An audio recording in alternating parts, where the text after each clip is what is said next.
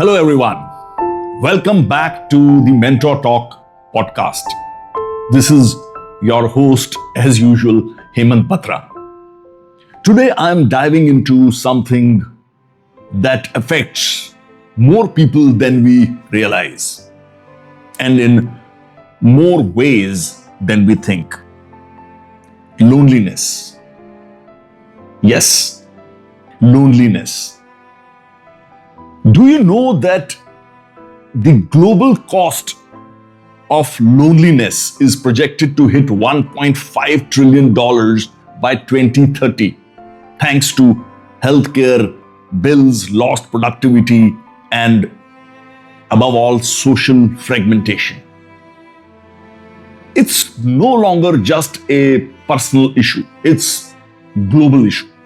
Yes, from Tokyo to Toronto, millions are aging alone, craving connection in a hyper-connected yet increasingly isolated world. And the cost? Well, it's not just emotional, it's medical. Studies show that chronic loneliness is as deadly as smoking, linked to depression, stroke, and even dementia. So, what are countries doing about it? Well, surprisingly, quite a lot. Yes. And some of it may change how and probably where you choose to live your life. Let's start with Japan. Yes, let's start with Japan. In Japan, loneliness has become so embedded that there is even a term for it. Kodokoshi, or lonely death. It sounds quite like khudkushi, kodokoshi. Well, thousands of elderly people die alone each year, undiscovered for days. It's not unusual, it's cultural now. With over 28% of the population over 65 years of age and birth rates plunging, Japan is facing a storm of aging, shrinking families, and work-centric lifestyles. The government's response is definitely quite innovative based on the research what I did. They have rolled out robotic dogs, opened community kitchens and conversational cafes, and in 2021 even appointed a minister of loneliness. Yes, the minister is designated as Minister of Loneliness. And in a truly Japanese twist, one booming industry is rent-a-relative services. Yes, rent-a-relative services, where people actually hire actors to play a friend or family member for the day. Yes, that's what is happening in Japan.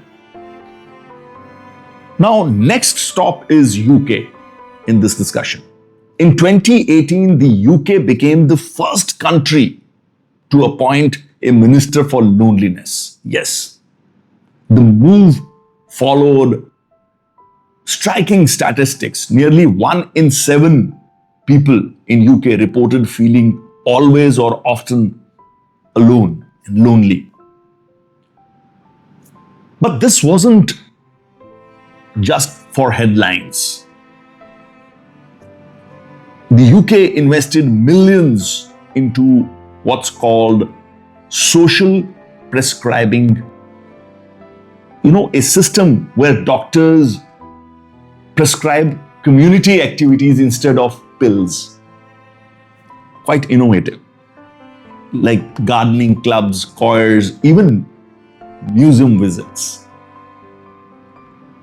The impact, if you were to ask me, of these innovations: lower anxiety levels, stronger social bonds, and in some areas, hospital admissions in the UK dropped up to 21%.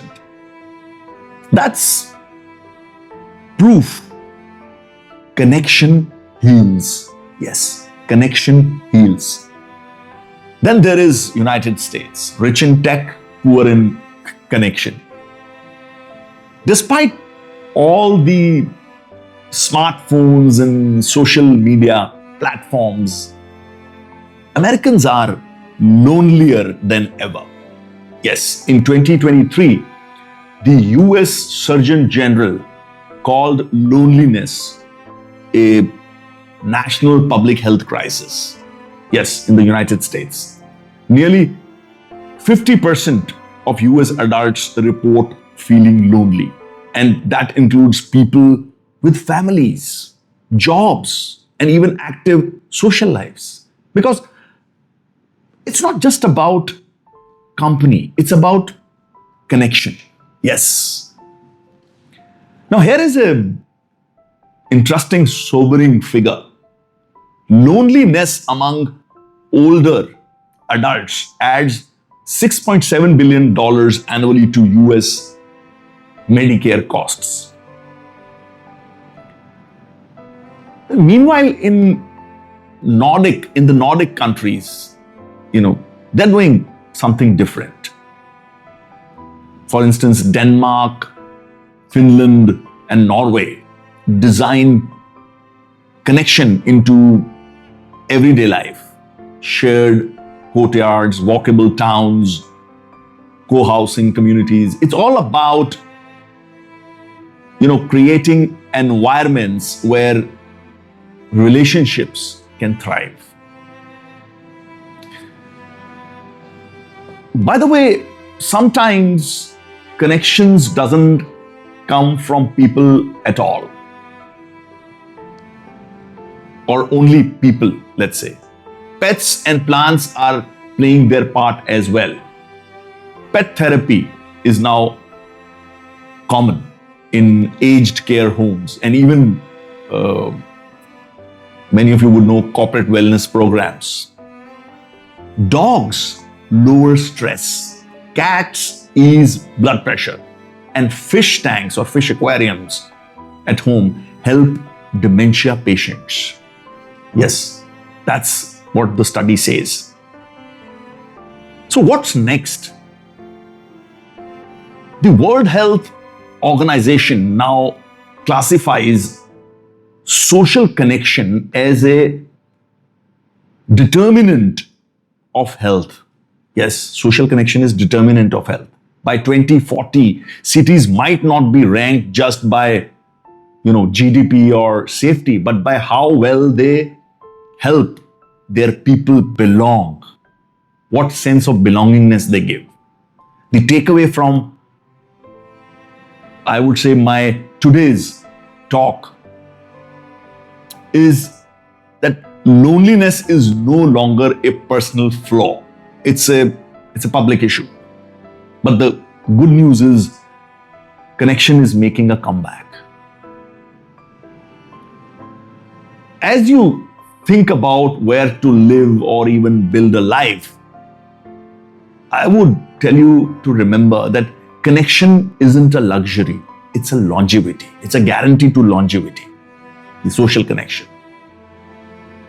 Well, that's all for today. Until next time, stay curious and most importantly, stay connected.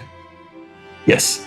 And I would also request my viewers to share, any kind of data they have about India, because I could not find much credible data with regard to this issue of loneliness in India. Thank you so much. See you again. Bye for now.